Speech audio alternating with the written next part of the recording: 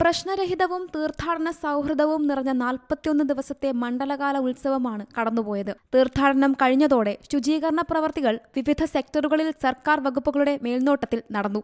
അപ്പാച്ചിമേട് മുതൽ സന്നിധാനം വരെയുള്ള 18 സെക്ടറുകളിൽ ഒരേ സമയം വിവിധ ടീമുകളെ നിയോഗിച്ചാണ് ശുചീകരണ പ്രവർത്തനം. സ്പെഷ്യൽ കമ്മീഷണറുടെ നേതൃത്വത്തിൽ ഒരു ടീം വർക്കാണ് ഇപ്പോൾ ആരംഭിച്ചിരിക്കുന്നത്. അത് 18 സെക്ടറുകളായിട്ട് ഒരേ സമയം നടന്നുകൊണ്ടിരിക്കുകയാണ്. നമ്മളിപ്പോൾ അപ്പാച്ചിമേടിൻ്റെ സൈഡിലുള്ളതായിട്ടുള്ള ഭാഗം മുതൽ ഈ സന്നിധാനം ഉൾപ്പെടെ ഇതുപോലെ തന്നെ ചെയ്തുകൊണ്ടിരിക്കുന്നുണ്ട്.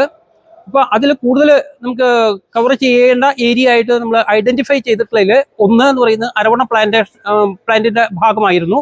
അതുപോലെ തന്നെ മാളികപ്പുറം ക്ഷേത്രത്തിന്റെ പിൻവശത്തുള്ളതായിട്ടുള്ള ഏരിയ, അതുപോലെ തന്നെ ആയുർവേദ ഹോസ്പിറ്റലിന് സമീപമുള്ളതായിട്ടുള്ള ഏരിയ, ഇങ്ങനെ 3-4 ഏരിയകൾ കൂടുതൽ ഫോക്കസ് ചെയ്യേണ്ടതായിട്ട് കാണുന്നുണ്ട്. അപ്പോൾ അത് ഓരോ ഭാഗം നമ്മൾ കവർ ചെയ്തുകൊണ്ടിരിക്കുകയാണ്.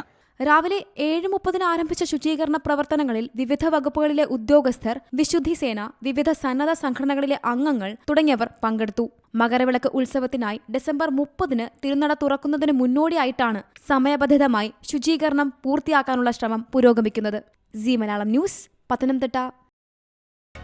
പുതിയ വാർത്തകളും വിശേഷങ്ങളും ഇനി വിരൽ തുമ്പിൽ. എല്ലാ ഡിജിറ്റൽ പ്ലാറ്റ്ഫോമുകളിലും ഇപ്പോൾ സീ മലയാളം ന്യൂസ് ലഭ്യം.